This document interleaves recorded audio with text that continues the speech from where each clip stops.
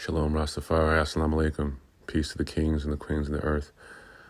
Big shout to everybody today on this Wednesday. Hope everyone's having a great week so far and a good start to your new year. Just wanted to go into it right away.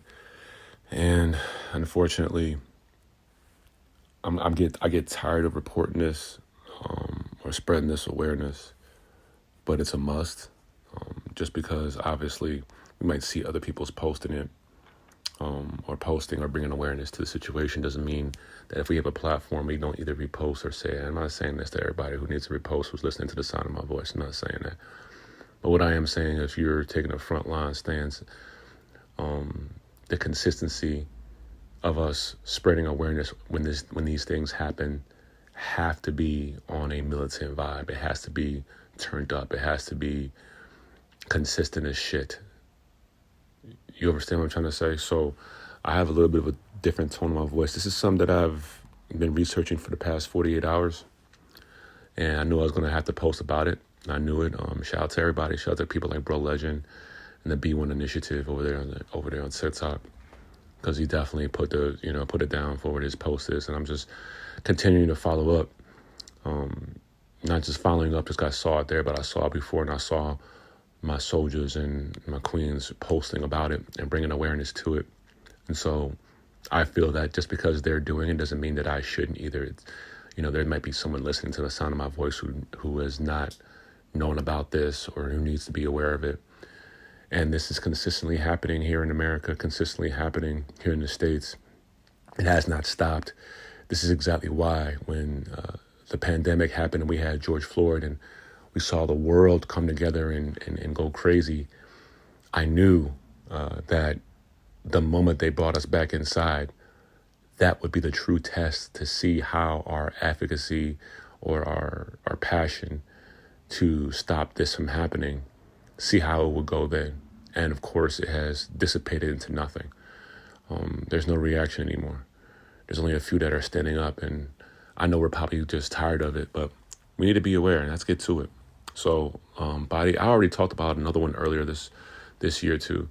And body camera footage was finally released of the unalivement of a sister, a black woman named Niani Finalyson. I want to make sure I said that right. Niani Finalyson. And she actually called the police herself to answer to a possible domestic violence call between her boyfriend and her 9-year-old daughter. She actually called the police. All right, Niani did. And I watched the footage numerous times. And to be real, again, this is stupid policing. This is the police that continue to give good police bad names, but at the same time also confirming that there is a certain culture in the police ranks that needs to be addressed and needs to be dismantled fully, because this continues to happen and it's literally making things like, I don't really get it. I don't really know what you want to stop. Do you want a reaction? What do you want? We can't do it peacefully. We can't really do it violently because you have that ceiling when it comes to the badge. So we have to at least just spread awareness and see and continue to talk about this. And again, she called the police. I watched the footage. When the police pull up, it's a woman and a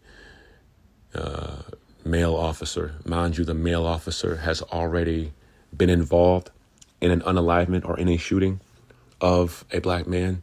Rest in power, Michael Thomas. I remember that. It was 2020. And I remember during 2020, it kept on happening over and over again. He already has unalived that person wrongfully. And of course, he wasn't charged with anything.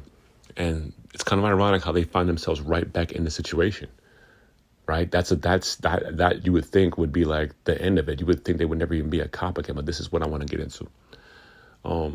But she calls the police and they walk up. I think there's some screaming or yelling.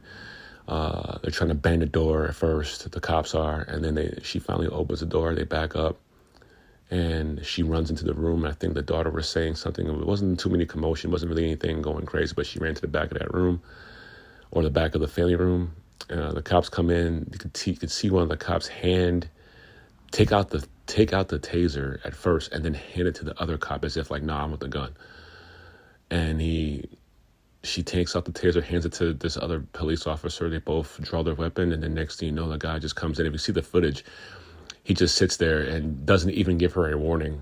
Just within 3 seconds, turns around the corner, gun drawn, and unalives her with 4 rounds. Right there. Like, no weapon, obviously. Not reaching for anything.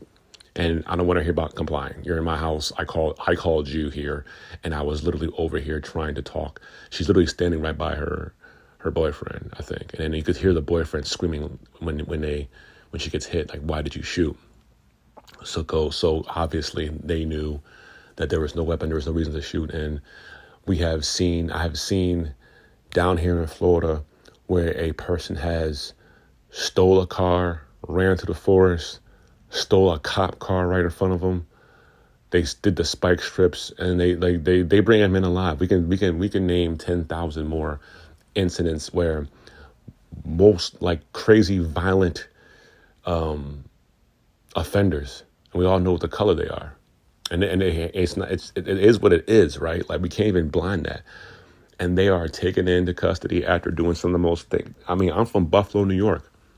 They took a man who unalived 12 of us in a supermarket, and they took him in with not even a scratch on his face. Like, not me. That's why I'm not a police officer, because I'm too emotional with that shit. You know, you do something like that to some people, you're not gonna just get taken in by me in handcuffs. We're gonna have a little 10-minute session back here, and your mugshot is not gonna look like the same as your license. I'll promise you that. You'll be rearranged, and I probably would end up doing something that will get me fired. But at the same time, maybe not. Again, this cop was able to go to a different district or don't go and still be working. And here's the thing that I can't stand is when they do this to us, we overstand and we know that these people are still getting paid. They could literally be on trial, and they're taking paid leaves. So taxpayers, you can talk about this shit. You can not talk about this shit all you want to. If you're paying taxes, you're literally letting them do this, right? Like, they can go on paid leave and literally sit there for days or for weeks and months at home waiting for their, quote unquote, response or consequences. And 95% of the time, they don't have any. They've taken a 9-month vacation. They're right back to the unit, and they're right back to that. And of course, judging by this video, they're right back to doing what they do. I mean, we're 20, like, what are we doing? You know what I mean? 2024, right? And 2020, which is, we know it's not like 4 years from now. It's probably, unless it was on the New Year's, but 3 years ago, you literally did the same thing. You're not under severe investigation. So to let them do this, and then the fact that they get away with it is the biggest thing. And then they still get paid, and they're right back onto it. You're literally giving someone a badge to unalive people however they feel necessary. And then they will still get paid, even if they get charged. So like why would anyone really even think twice, right? Or be hesitant? But at the same time, you could tell that there's a difference. They don't meet everybody with the same energy. It's quite clear who gets unalived, and it's quite clear who then gets, brought into custody. Like, but I also know that, like, we are, as a people, we're getting too used to this. 3 years ago, 4 years ago, 10 years ago, when things were released, we went crazy. Now it's just a normal day. It happens so many times. It's sad. It's sad, but I'm not going to stop spreading awareness. I'm not going to stop getting out on these streets. I'm not going to stop advocating. I'm not going to stop pushing, because that is the role that my ancestors said that we need to be on. Somebody got to fight. Somebody got to spread awareness. I don't care if it's just talking about it, but somebody has to do it and has to make it aware. And my little old podcast, little thing that I do is I appreciate the little love that I get. And I appreciate the love that people are showing. And I appreciate everybody else doing that work. But I just feel like this is this is what I can do.